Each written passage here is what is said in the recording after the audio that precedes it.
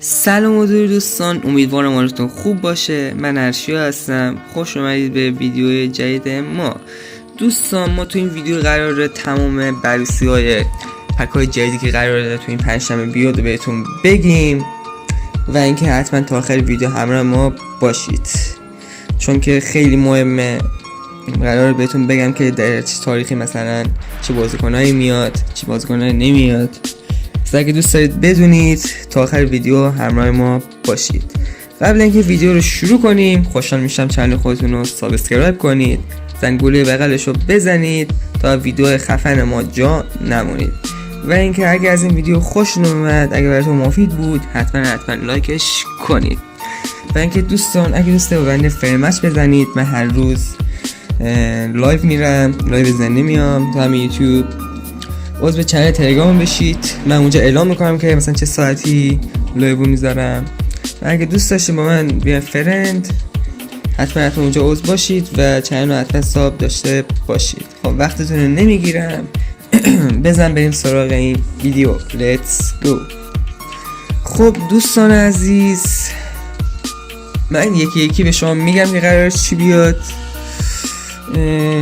قرار تا همین پنجشنبه جدیدی که قراره بیاد پک مسی بیاد، یعنی بیگ تایم مسی جدید که اسکیل بیلت اسکور و مومنت دریبلینگ داره و بهترین مسی گیم قراره بیاد. یعنی از مسی قبلی بیلت اسکور مثلا یه ذره ازش قوی تره، زیاد آنچنان فرقی نداره ولی مثلا از اون مسی قوی تره.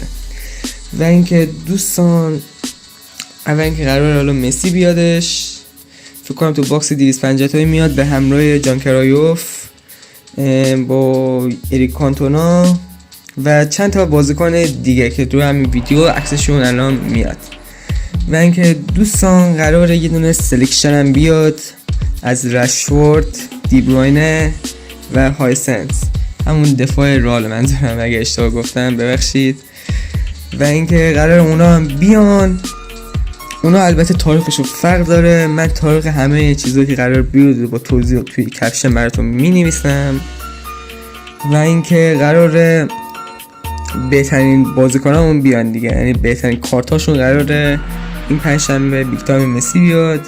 و اینکه چند روز بعدش هم قراره دی بروینه بیاد، یعنی به صورت رایگان میتونید دریافت کنید که من آموزشی به شما میگم مثلا چیکار کنید، چطور دریافت کنید.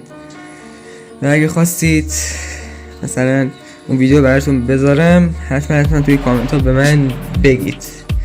و اینکه قراره جشنواره کوین فکر کنم بیاد که مثلا تخفیف داره، شما میتونید مثلا کوین ارزان‌تر بگیرید، مثلا یه درصد ارزان‌تر میتونید بگیرید، مثلا برای مسی پک بزنید.